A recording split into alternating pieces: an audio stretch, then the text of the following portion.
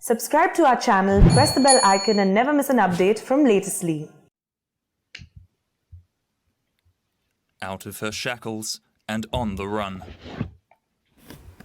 Alyesa Krivtsova gets goosebumps when she thinks back to the moment she freed herself from house arrest and fled from Russia to Europe.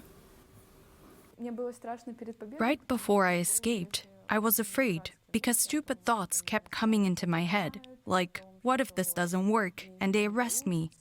Would I have to run for miles through the forest? But she succeeded. Alyesa was able to enter the EU, to Lithuania.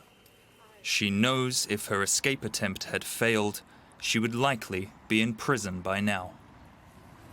Alyesa had been waiting under house arrest for the court's verdict. The charges were serious, discrediting the Russian army and justifying terrorism. Her crimes? Handing out anti-war flyers and condemning the war in Ukraine in a private chat with her fellow university students.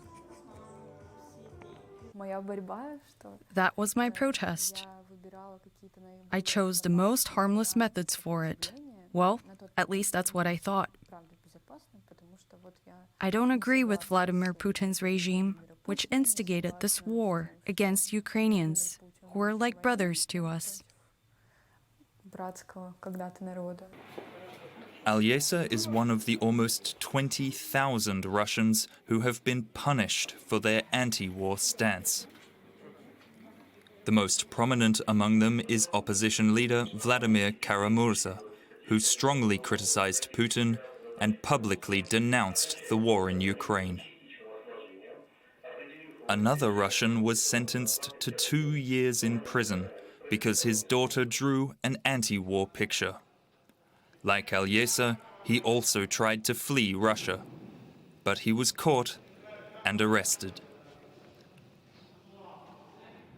A careless joke or critical post is all it takes to get a knock on the door from the Secret Service, the FSB, and possibly end up behind bars.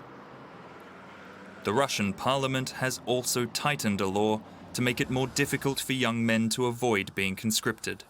It's made it trickier to leave the country like Alyesa did. She believes repression in Russia will get even worse because the Kremlin fears its own citizens. What if all the young women who were against the war had taken to the streets and gone to the Kremlin? It's clear that people must be intimidated because of this.